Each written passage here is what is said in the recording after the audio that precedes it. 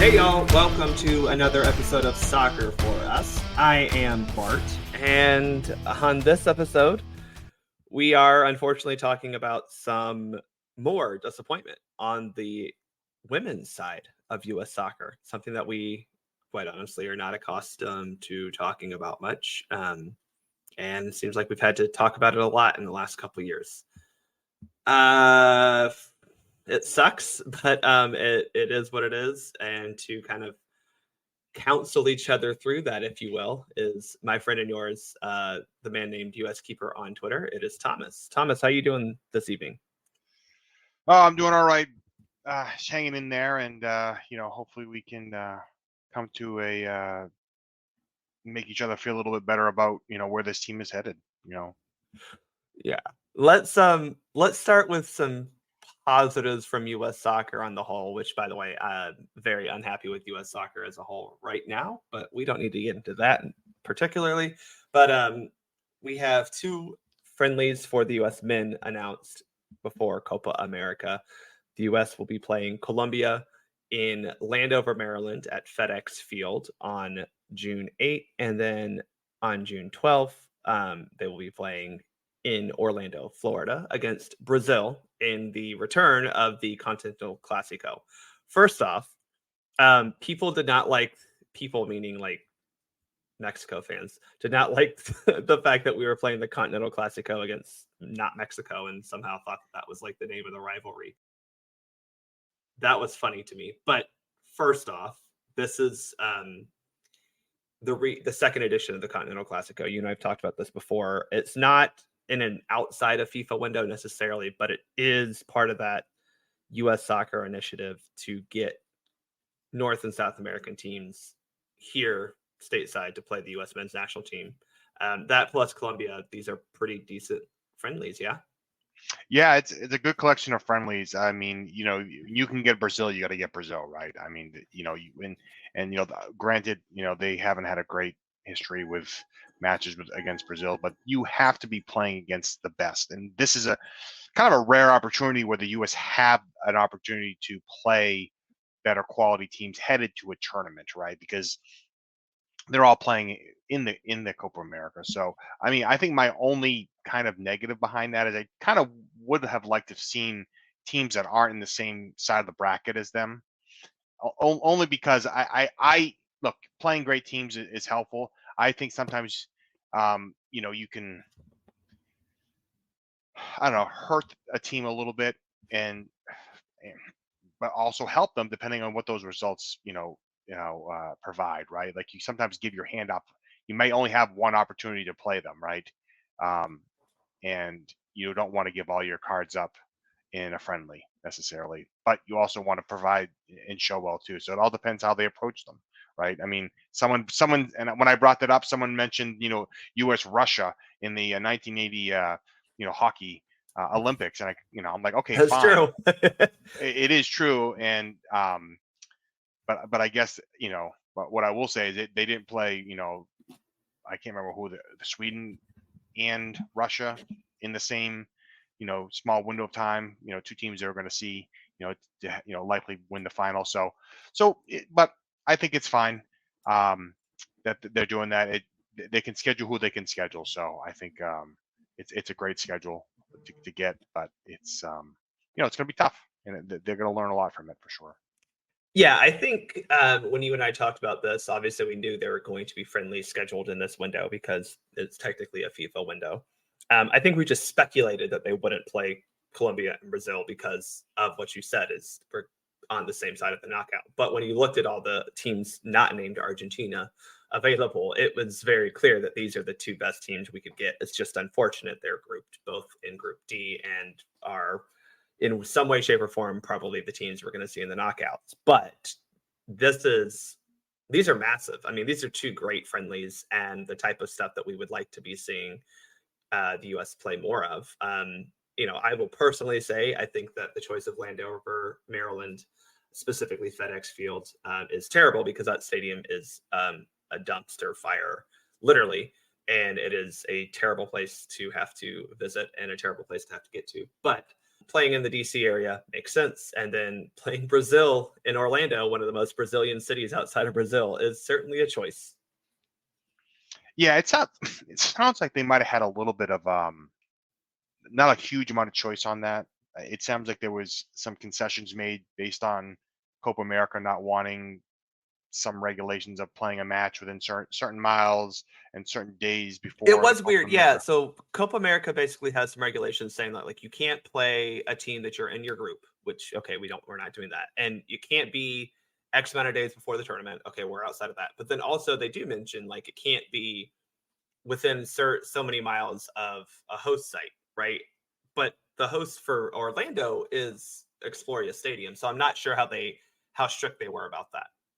Yeah, yeah, and so I mean it's minimal. I think that they made an exception on that, which Yeah. I mean, Well, looking at Ticketmaster, the tickets for those two games in Orlando, which are Chile versus a CONCACAF qualifier, then like Bolivia, or not Bolivia, some other teams. They're not selling very well right now. Yeah, Bolivia and Panama. That's the other game in that stadium. So also not Exploria anymore is Inter and Co. I forgot that they sold out to their South Florida overlords. But yeah, it might just be also U.S. Soccer and Brazilian Federation doing CONCACAF a favor and promoting the hype of the tournament in that city. But it's cool to see.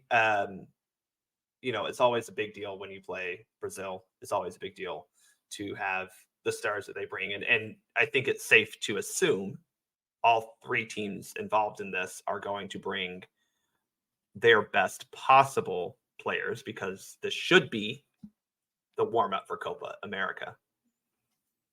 oh, for sure. I mean, it lines right up. I mean, I think my only disappointment really is that they couldn't have scheduled a third one. It's nice to have those three friendlies that kind of mimic the group stage of the tournament, so you can kind of get that cadence down of what that is. Just I think some teams have I think four friendlies in the window before, but Shoot, the but the way U.S. Soccer has been doing it, they could drop one on us tomorrow too. yeah, I'm kind of hearing it's probably not going to happen, but Yeah, but same, you never know if something comes up where that lines up a little bit. But Greg does like his practice time, so um, he you does. know, yeah, we'll see how that goes. Um, but yeah, I had put a graphic out recently this week about just the pre-tournament, lead up, and this by far this is the best competition the U.S. has ever scheduled headed into a major FIFA tournament. So again, kudos to them for doing that, and hopefully it's able to help this team grow and help them make a deep run. I mean, that's what the goal is, and that's what the objective needs to be. I don't think it's you've got to get to that semifinal, even the final level. In my opinion, you can't miss this opportunity. So. Yeah, I think you look at even the ones that we had leading up to the last time Copa America was played here in the U.S. Bolivia, Ecuador, Puerto Rico, like Ecuador, Bolivia, that time, especially Ecuador, pretty good, but like not the marquee names of Colombia and Brazil by any stretch. We all understand that the best teams on this side of the world are in South America. Hopefully, the U.S. can just find a way to rewrite that history a little bit this summer. Other big news in terms of games and possible games is that the U.S. and Mexico bid for the 2027 Women's World Cup, aka the New Heights bid, wrapped up their site inspection tour today, which is Thursday, February 29th, so leap day. The FIFA Congress will make a selection on May 17th, so not a lot of time. I don't know where this falls in line with the other site visits and who's getting what, but I will say, if I can just be hopeful for a second, the fact that this is such an expedited timeline does give me hope that the U.S. and Mexico will host again. And again, it's just USA, Mexico, not Canada this time. But that to me is gives me some hope that we'll be the ones hosting another major international tournament in 2027. Yeah, it would line up with the three big years already scheduled in American for soccer in America, to add that fourth in 2027. Actually, if you look at the Olympics in 2028, that's five, right? Yeah. So it may fit right in. I mean, the other bids, I think was Belgium, Germany, The Belgium Netherlands, Netherlands journey one, and then yeah, Brazil. and Yeah. Brazil. I mean, those are strong bids too. Like, I mean, they can support it, the infrastructure on that. So Yeah, I appreciate FIFA. Now, this is something that the IOC has been doing recently as well. And I know that FIFA is kind of spurning the women for a little bit, but FIFA tries to pick sites for the Women's World Cup that have the infrastructure already. We saw what happened with Qatar, and yes, they built the stadiums, but the economic um, that is not economically viable or sustainable for most countries. We saw what happened to Brazil in 2014 hosting the or in, yeah 2014 hosting the tournament, and it just bankrupted them. So I'm hopeful that obviously Saudi Arabia is not doing it, but even when you look at the 2030 um, collection of countries, those stadiums exist, and I'm hopeful that FIFA kind of looks at that and says, okay, you have the stadiums existing already. You're not going out and building stadiums that don't even make sense for the landscape of the sport in your country. yeah, you think at this point in the history of soccer, I mean, obviously, and that's a money grab, which we all know Saudi Arabia is definitely that, and so was Qatar. But um, you know, that infrastructure piece of it is huge, right? Like, if they want to build one stadium, fine. Like, but for them to have to build the whole fleet of stadiums to support FIFA's capacity expectations and these venues to support them. I mean, I think that's crazy now. I mean, it- you can move this quickly. I mean, you should be able to, if you had to, switch on a dime, right? And say, hey, sorry, 2 years before the World Cup doesn't working out. This country can host it, right? Because that stuff's in place pretty much through all the major European countries, United States. So, yeah, I hope they really consider doing that more consistently on the men's side as well. The one thing I do want them to improve on the women's side is obviously getting these things decided more than, I don't know, 2.5, 3 years before the next World Cup. Remember, they didn't even start the bidding process until 2023, which was the same year that the World Cup took place. So let's do better about that, FIFA. Um, let's do some more reporting here, Thomas. You and I have some slight information about a new kit for the U.S. men's national team. When I guess it was Sergio Dest in a U.S.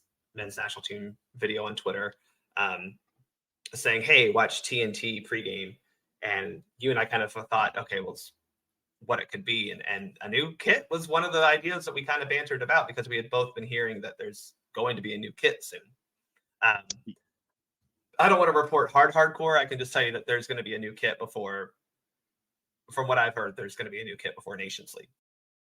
Yeah, I'm hearing the same thing on that. I don't, other than that, I don't know any details. I think, I don't know what you thought about the TNT announcement. Um, I thought it was okay. It's a different way for them to announce a friendly. Obviously, they have ties with TNT because that's where some Yes. of the games are. I mean, so look, it's understandable. I think my only criticism is I think I would have liked a little bit 2 minutes of something, right? Like something, like just something, a 2 minute highlight reels, a little video, something a little bit more to like kind of excite the situation, right? Um, yeah, but that's You it. Like, can, I'm with you. You could have done a pre-recorded interview with Pulisic, right, the captain of the team, and just said, "Hey, Christian, or we've got Christian Pulisic here, and he could do a 1 to 2 minute, like you said, just quick question of like, hey, man, what does this mean to play Brazil? Aren't you excited to play Copa America this summer as well?" And that's it. That I'm with you. I think that it's cool though that we're getting these announcements on a cable broadcast partner. That's something that would have never really. ESPN tried to do it. Fox never really put that effort into it. So hopefully TNT can continue to do that because it's nice to just have that announcement. well, that's the thing. You bring a different audience into too a little Yeah. bit, right? Like I tuned in, right? So I was gonna watch it, because I was curious what the announcement. Look, they weren't gonna. It wasn't gonna be a huge announcement. There was jokes about firing Greg and all these other things. But I'm like they're not gonna do that in that form, right? Like, come on, like, um, but I think it's it's a way to try to expand the audience, And so I think I like the attempt on that because you don't know who's watching that and what they're going to see a little bit. Because I mean, we do have a little bit more, firepower behind this national team, and we're hosting the World Cup. So come on, why not? Absolutely, and especially because I understand why they did it for this one, right? This is Brazil. This is the biggest name in world soccer. We know who that is. But TNT also has like some level of benefit from this because they're announcing this friendly to, like you said, a new audience as well. So they're not only getting a new audience to tune in for the TNT, NBA pregame show, but also telling another type of audience about this big sporting event coming up, and you have a sports audience. It's not like these people aren't sports fans. So I'm with you. Hopefully they can kind of evolve this. I don't expect it for every single one, but I think it is nice to see. I mean, they could have done this for Colombia as well. That type of Oh, for name sure. does hold clout. So hopefully we see it more often, especially for these marquee friendlies. That's all the reporting I have to do. I know that people are. We've talked long enough, I should say, about not women's national team things, and I know people are frustrated with this team. I think confused with this team, and that seemed to be your sentiment too. Is just confused. So let's talk about the U.S. men's national team. In this W Gold Cup, they start with a 5-0 win over the Dominican Republic, starting a team of mostly youngsters. Then they get a 4-0 win over Argentina with a very good first half. The second half was meh, but it's fine. 4-0 is great. Unfortunately, this team then chokes. I'm going to just say it. They choked against the rival Mexico in the final match. All they had to do was not lose, and they were going to win the group and ensure themselves at least a top 3 seed. And they choked. They did not score a goal. They got barely any shots off on goal, and they lost 2-0 to a Mexico team that, I will say this, I don't think they were technically better, or I don't think they were technically better than us on the night. I don't think it was a skill issue that night because they played the way that we used to play. They pressed high up the field, they pressed hard, they put some physicality behind it, and they went long. But they definitely have the technical skill to make us pay now. And the U.S. entered the matches, and I blame Twyla for this because they entered the match kind of assuming that it was a foregone conclusion, and Mexico came wanting to win. Yeah, I mean I think that's the big part of it, right? Like there was a lot of hope. You're seeing some youngsters play. You're seeing a good balance of lineups. They're scoring. It's like, okay, we're seeing really a lot of good things building here, right? Like these are the things we want to be seeing. Then we get to the Mexico game, and it's like, all right, the lineup's probably not really what I wanted to see, but okay, it's not that bad. Like there's just something missing. And again, I'll go back to this because I really think it's a gap here. The lack of that central attacking midfielder. To me, Mm-hmm. I cannot stop thinking about this because it really, you know, when things are not going well, like and you're not scoring against lesser quality teams, it's kind of a gaping hole because they're just not getting those opportunities, on goal. But they have the talent around it. So I don't know if they're. I mean, again, these are the tournaments you try to experiment with these things with, and you're not really seeing. You're seeing players being put in there, but not really the formations that necessarily I would want to see Yep. them try some stuff with. And I think that's where my frustration is, right? We saw in that first game a very experimental starting 11, and a pretty experimental shape. I mean, I would even say that it was a lack of a shape because it was just so free flowing and fluid. There were general responsibilities, but nothing set in stone. And look, I'm not going to sit here and tell you that a 5-0 win against the Dominican Republic is a great performance, right? I think when I tweeted about this, it was just saying we don't take much from this other than it was, a net positive, right? And that's kind of the way I looked at it. But um, to your point, I think the frustration is that the game that we lost against Mexico was what we would perceive to be our best 11 outside of like a couple players.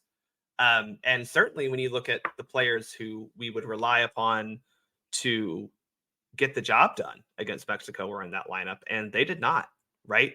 Um, and that to me is still really frustrating, especially as we continue to try Lindsey Horan and Rose Lavelle as the dual 10s or 8s. And that just continues to not be fruitful for the US women's national team. And where I don't want to get too far into these decisions because obviously the person making these decisions is Twyla Kilgore, who is an interim head coach. But surely she could have seen that Vlatko tried this for 4 years and it didn't work, and yet here she is trying to do it again, and it seems borderline asinine. Yeah, I think what tends to happen is when it gets, when things get a little bit tighter, right? When the game's a little bit more importance behind them, coaches go back to what they're comfortable with, right? And so I think that's what we saw when against Mexico, right? It was going to be, it was going to be a competitive match.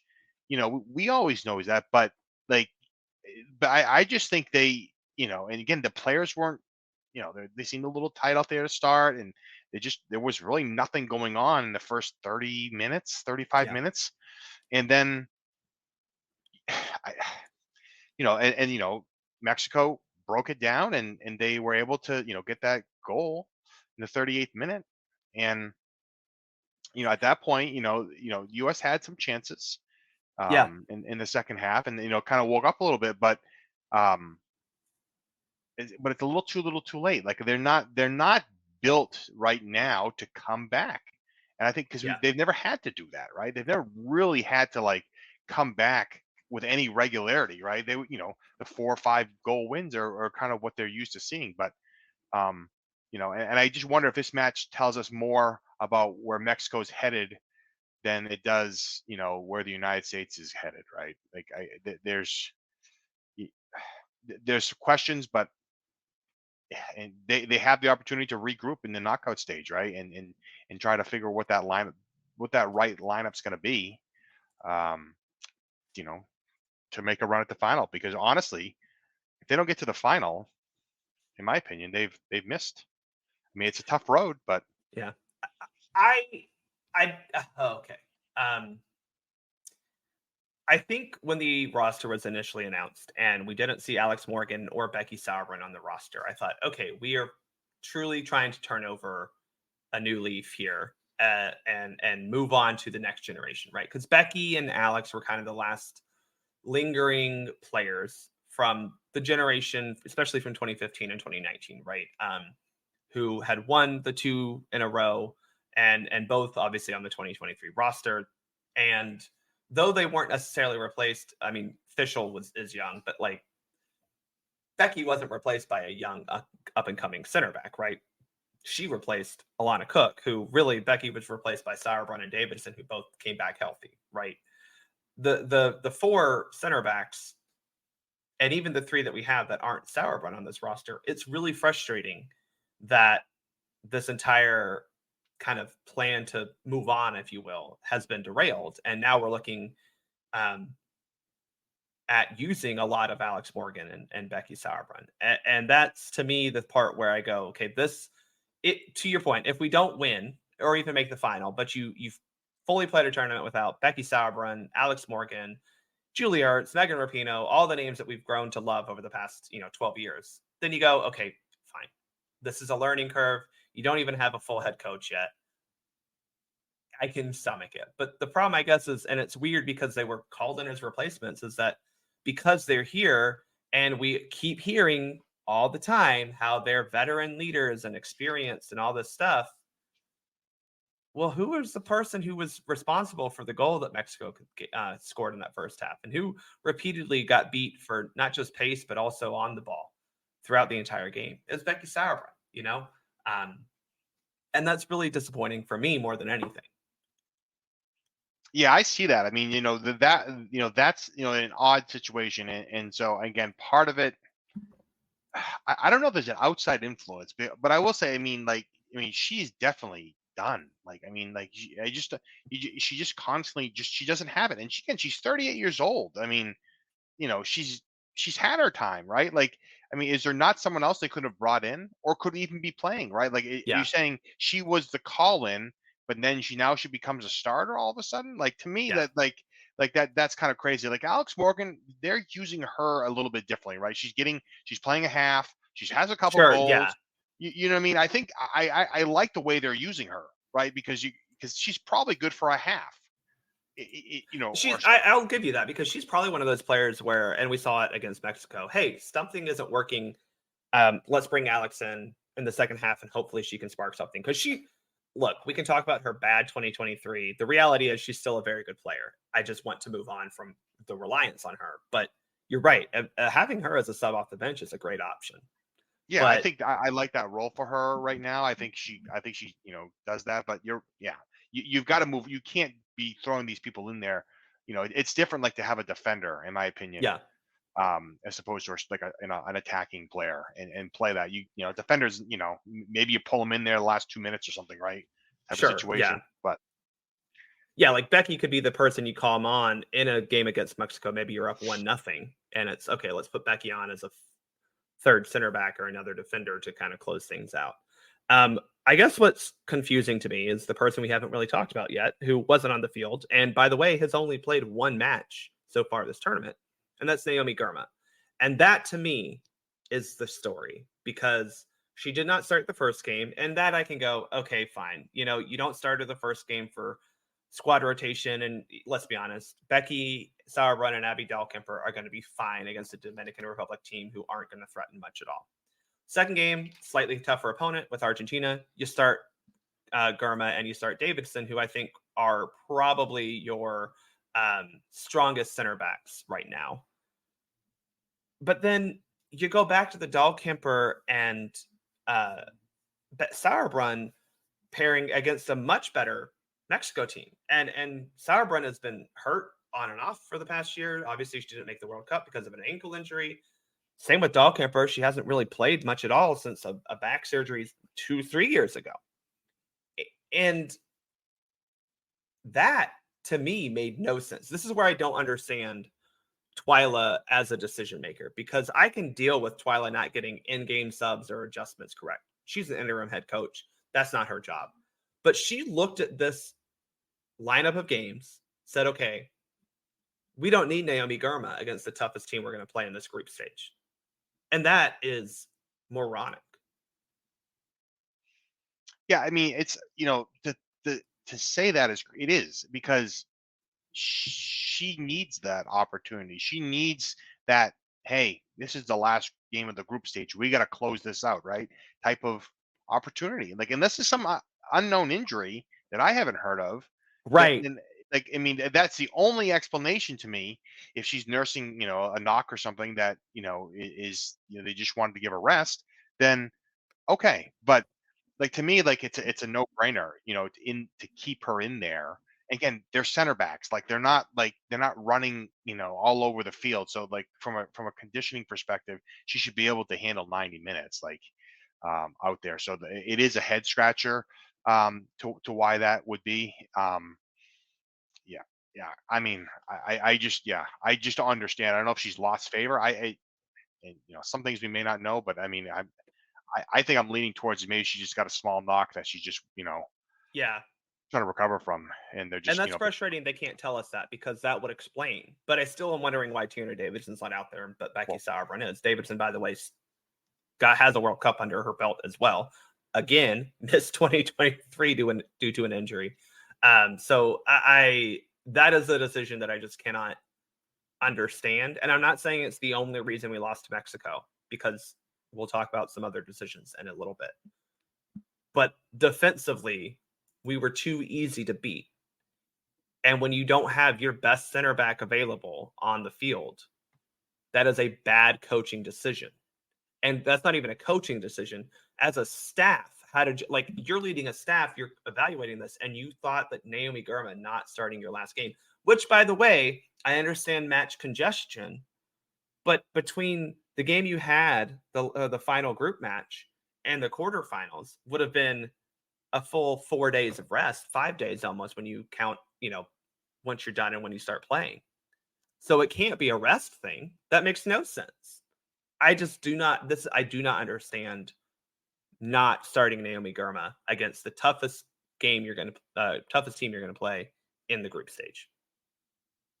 yeah, because I mean, I mean, to your point earlier, for the most part, that is your number one lineup in there, right? Probably except for the center back pairings um, in there. And so there again, there isn't a really again, other than a knock, there's not really an excuse why you wouldn't want to put that out there and then kind of run with it from there, right? Because at that point, um, that you're gonna probably want to run with that lineup to the end. Hmm.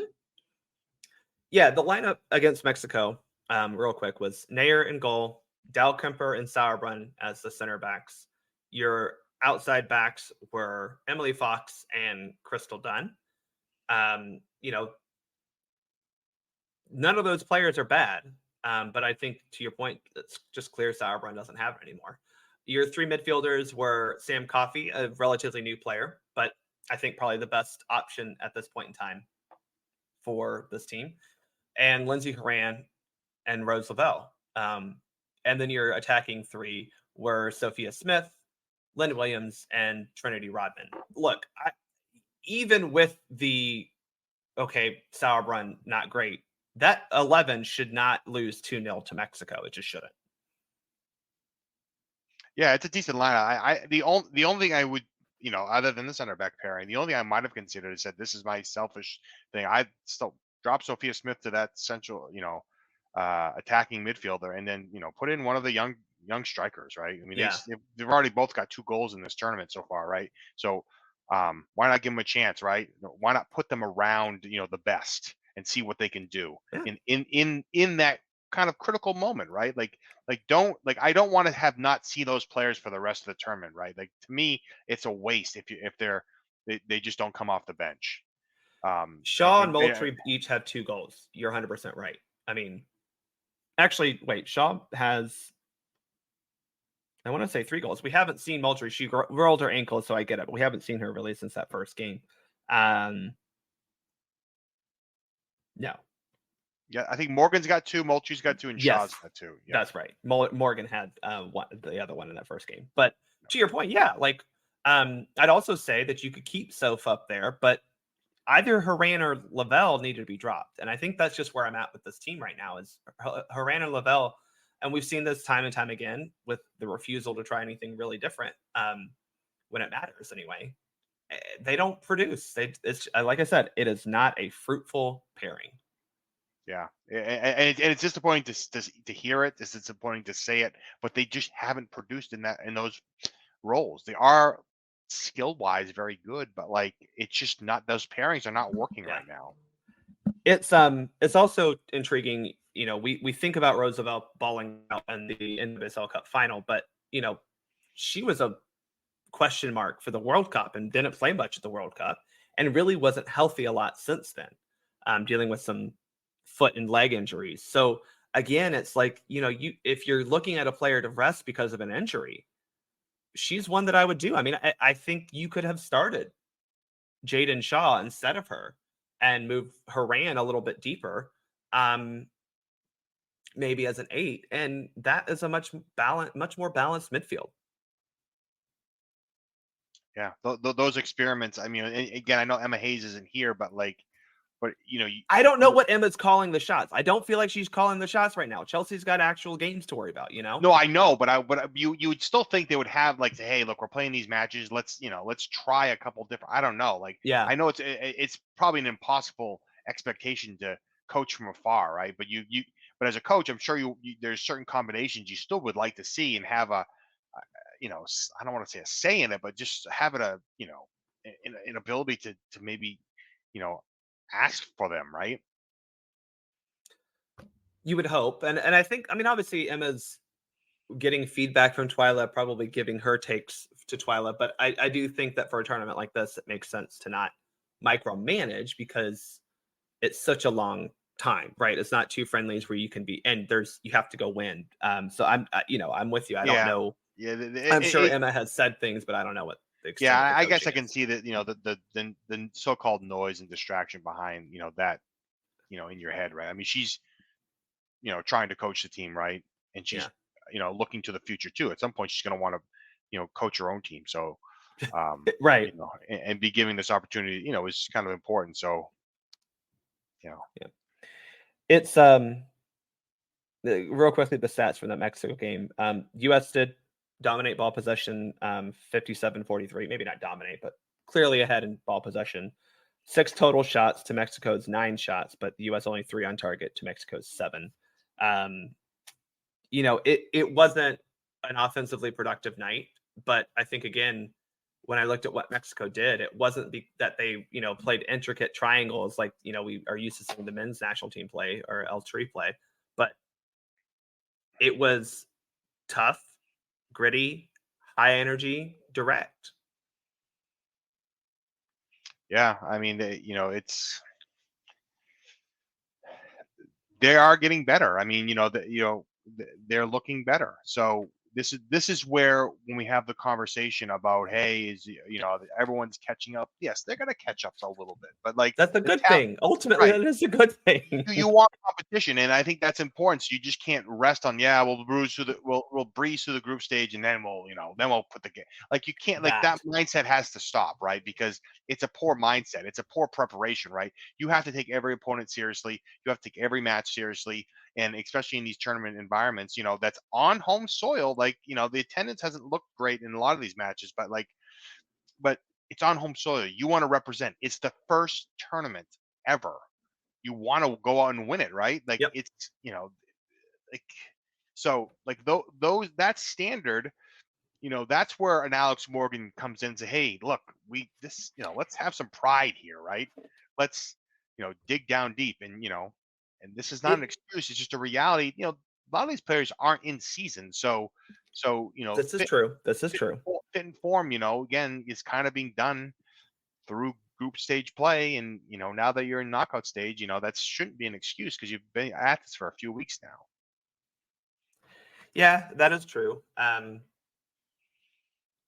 think there's a level to that, but you had 2 games to ramp up to that, plus about a week of of training before it. It wasn't super long. I thought they'd have a longer camp, but they've also some of them have been playing in NWSL preseason because that's how Alana Cook got hurt was in WSL preseason.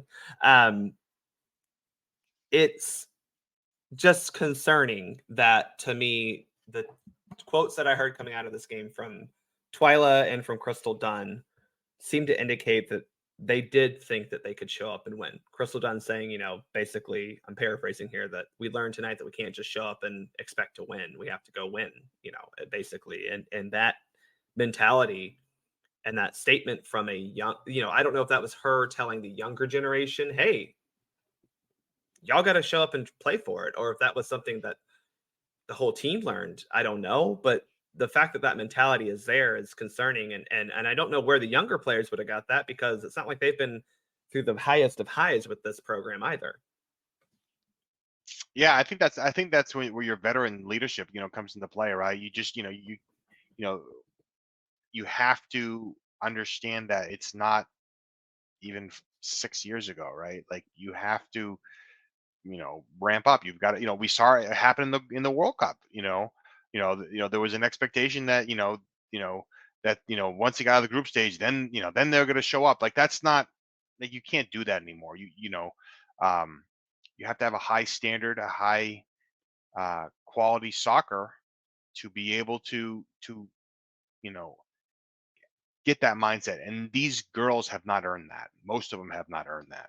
Yeah, And and so I think that's the real thing here is that Sophia Smith, Trinity Rodman, even to an extent Lynn Williams, Midge Purse, um, they're especially Midge and Lynn, they're experienced players, especially from a professional standpoint on their club. They haven't earned that right with the U.S. Women's National Team, and Soph and Trent certainly haven't. I'm just concerned that why that mentality was even part of this, and that's where I do go back a little bit to Twyla, but also just the holdover of Vlatko's staff because I'm wondering why that mentality, why the nonchalantness that I think we've seen a lot from this team over the past couple years, why that was pervasive. I mean, as much as I disliked Jill Ellis's tactics because I don't think they were very nuanced or good, it was very clear that she pushed the team to be better and pushed individual players to be better. And this team has not done that since. I don't know of a player that necessarily got better since Jill Ellis departed, at least on the U.S. Women's National Team. And, you have a player like Trinity Rodman who is balling out in NWSL. You have Sophia Smith who is scoring buckets of goals in NWSL. Yet they get to the U.S. Women's National Team and they look pedestrian. That's concerning. Yeah, for sure. I mean, I think that's where Emma Hayes can't get here soon enough, right? And to try to put in that program because they're stuck in purgatory right now, and that's a tough spot to be, right? Yeah. Because you just you're in between things, headed into the Olympics, this summer, and that's not a great spot to be in. Like you don't it's one thing if you're winning and doing fine, you're okay, but they're not where they need to be. And again, in a tournament really where they should be making it to the finals, right? Like we've discussed that earlier. The semifinal should not be a point of contention, right? Like at least if you lose to Brazil or even say Colombia, right? In this, I mean, shoot, even if you had lost 2-0 to Mexico in the semifinal, like if that's how the bracket would have shaken out. And you lost in the semifinal of the knockout. Things happen, right? But the fact that we're not even sure they're going to make it to the semifinal, that tells me everything I need to know about the state of this tournament or this program right now. And to your point, the purgatory is not good. I think we were both skeptical of it. But overall positive because you're getting Emma Hayes, But this is a long time to not have a real head coach. And it's very clear again that Twyla is nowhere near even becoming a head coach in her own right. At least when I thought about like the U.S. men's national team, when we've had interims outside of BJ, obviously, but like when Bruce Arena was dismissed, well, we had Dave Sarakin, who'd been an MLS coach for a decade, when Bob, no, not Bob. Well, Bob Bradley. Yeah, when Bob Bradley took over after Bruce Arena's first time, he was obviously a very experienced MLS coach. When Greg was whatever that period of time is between 6 months when he was let go and rehired, Anthony Hudson is a former professional. He's still a head coach, so I think that's the other thing is Twyla's nowhere near that at all.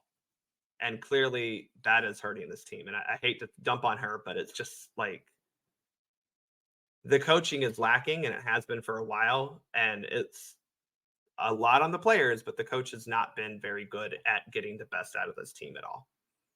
Yeah, and I think that's a problem we see. I not in both programs, right? Is the lack of that coaching tree within within the federation, that they can pull from, right? Like, you have to have that depth within your team, within your federation to say, hey, we're building coaches because there are not a lot of American coaches, for women right now out there, right? So like to me, that's glaring. There's not even a high-level former U.S. women's national teamer who you could have just pulled in as like, oh, hey, can you come? I certainly don't trust the U20 coach, Tracy Kevins. I don't think she's very good at all. It is a problem. Coaching, development, and education, especially on the women's side, but overall in this country is severely behind where it should be. Yeah, I don't think a lot of the players want to coach. I mean, they performed at high levels and they won a lot, and they probably. Really, the only one is Amy Rodriguez, who's about to take over for Utah Royals. Like that's right. It. Cindy Cohn tried coaching. She's now obviously president of U.S. Soccer. There's not a whole lot of them out there. Yeah, it's a little disappointing that in general. I mean, not that we need Americans coaching. But last year in NWSL, before her dismissal, and was it last year or 2 years ago? Ryan Wilkinson from formerly of Canada was coaching Portland. You have Casey Stoney, formerly of England, coaching at San Diego. So it's not like it's unheard of, I do want to bring up one more point about all of this, and then I don't want to harp on it much longer, but I want to go back to that first game, if you will, and just look at that lineup again with Nair, Dahlkemper, Sauerbrunn. Sure, 3 over the age players, but whatever. But your fullbacks, Niswanger, Purse, your front three of Smith, or Moultrie. You had a lot of good players. I mean, even with Sam Coffey and Corbin Albert as kind of your double pivot, um, Sonnet playing some sort of defensive player, Purse going high. Like, it was a much more fun lineup. And I know that's not realistic against a Mexico team that actually has to bite to them, right? As we've learned. But where did the idea of playing the kids go to where in the final game we're still starting Alyssa Nair in goal? Not that she was bad, she was very good. But why are we so reliant on, and no offense to her, a Lynn Williams who is past 30, Well, it's just really frustrating that we had a fun lineup in the first game, younger names in the second game, and then, in the finale of the group stage, it was, all right, let's go back to the serious one when some of these players haven't earned their default status as the number one at that position. Not recently, anyway. Yeah, I think it's like anything. It's just trust, right? It's trust in the Yeah. player. And I don't know necessarily if this group is able to surround a player or two with, with that youth, um, Hmm. and lift them up, right? I just don't know. I don't know they can or they can, but I think that's kind of where it is too, right? When the moments get tough, because again, the young players are where you're going to see some of the dynamic play, right? You're going to see some of the creativity that we want to see. We're going to see some of the, you know, the kind of the rawness, right? A little bit of the flow of the game at times. And so like you take the good with the bad, right? And but with that, like I think you're going to get more good than bad. And I just don't. I think that's where the managers get nervous, right? And they just go back to what Yeah. they're comfortable with, right? I'm just that experience, right? Like, and so you know, the, again, I'm not. I think even the best do it. We've seen it all the time. We've seen it with the Ben. We've seen it, with Vladko. They just get stuck in this, like, these players have earned so much stock for them, right? I got to put Alex Morgan out there because she's earned so much stock for me. Well, yeah, but is that the best move for this match, for this Yeah. game, right? Is there another role that she can fill here? And I think that's where that's where the good managers can say, hey, look, you're going to come off the bench. You might come out of halftime. You might come on 60th minute, right? But whenever you come in, like, explain those roles and understanding what their role is on you know in this match, depending on where it is. And so Yeah. with the young players, you have to give them a chance. I mean, if you're going to fail, then fail doing that. I don't want to see you fail with Sauerbrunn, right? Because Yeah. we've seen that already, right? All right. Last question. Maybe you haven't thought about this because this is kind of I'm dumping this on you. But who would you start on Sunday against Colombia? Um, let's just start with goalkeeper. I mean, is Alyssa Nair or is it Casey Murphy, or doesn't matter? I'm not sure it matters. I mean, I personally like to see Murphy in there if it Yeah. would me. I mean, that's what I'd like to see. Um, but Nair's Yeah. still right. Nair can still be just fine at this point. I Again, just want it to be known that I'm not ready. I don't think Alyssa Nair is bad. I'm just ready to move on and I think because we that's need to move to the right. next generation. Right.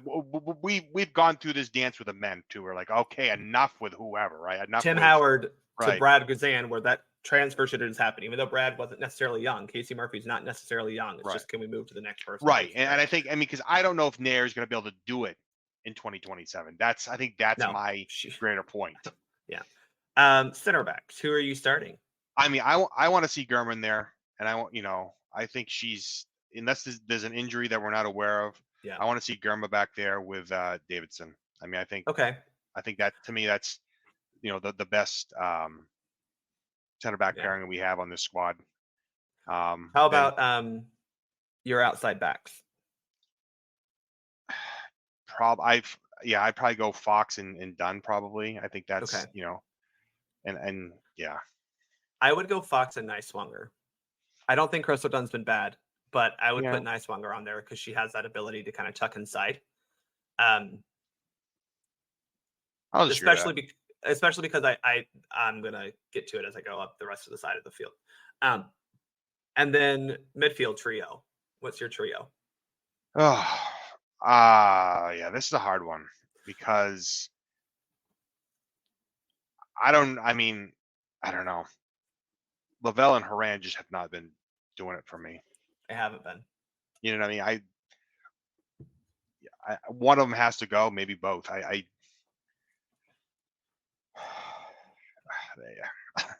that one's tough. I don't know.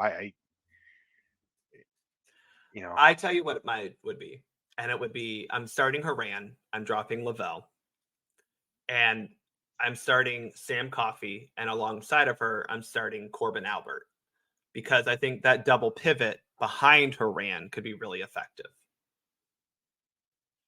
okay. Yeah, I could see Um, that. it's been pretty effective. I mean, I think back to the Women's World Cup, the best we looked is when it was a Haran basically as a 10 and Sonnet and Sullivan as the double pivot, you know. Yeah. Um, that's just what I would do. Yeah. Starting three, who's your striker? Front three. Um, I guess you go with Sophia Smith at striker, Okay. Rodman, and I would probably put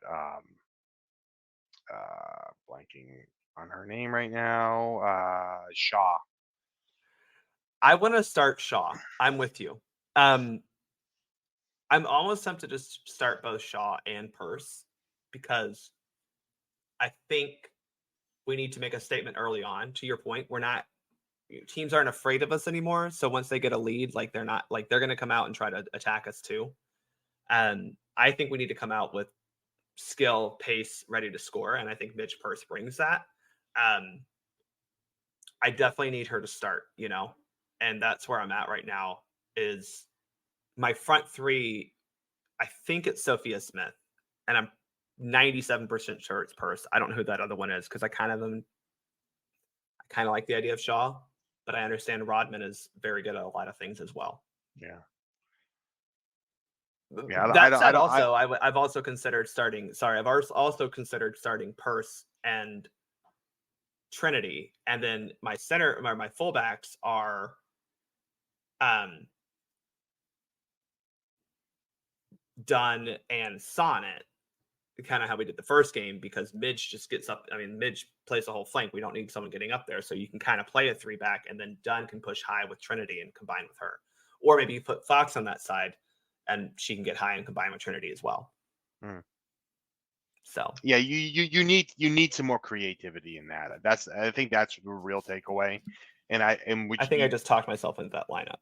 yeah, So Sonnet, Germa, Davidson, Fox in the back with my three of Coffee, Albert, Haran, and then Purse, Soph, Trent up top, so that Fox and Trent can combine.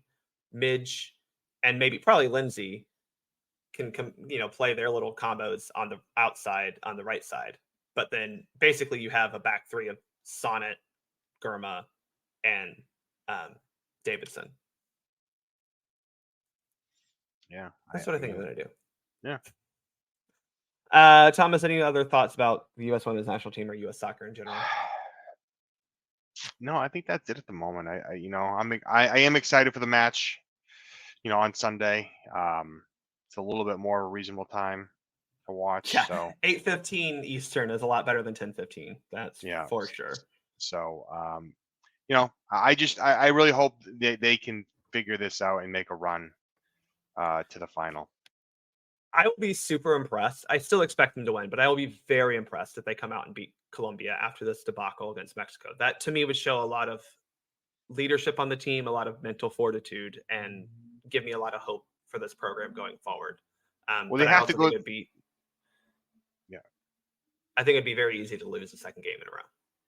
yeah, and that's the thing. I think it's going to show a lot about the character of this group Mm-hmm. to be able to rebound off that, right? Like I think losing stinks, but also in losing you can learn things too. So hopefully they are learning from this and are able to take away areas of improvement and then can just grow from it, right? I think that's the key. I think it may be hard in this current situation, the purgatory situation, maybe they can do it. I mean, they do have Yeah. enough veterans on this team that have gone through that, and we'll see how strong of those veterans they are, right? Because in my opinion, at this point, as much as people want to see Alex Morgan and some of these names they know, they're not doing you any good if they're not able to to pull out the best in these players Right. and get them ready for it, right? Because all they are just a name that you've heard for 15 years.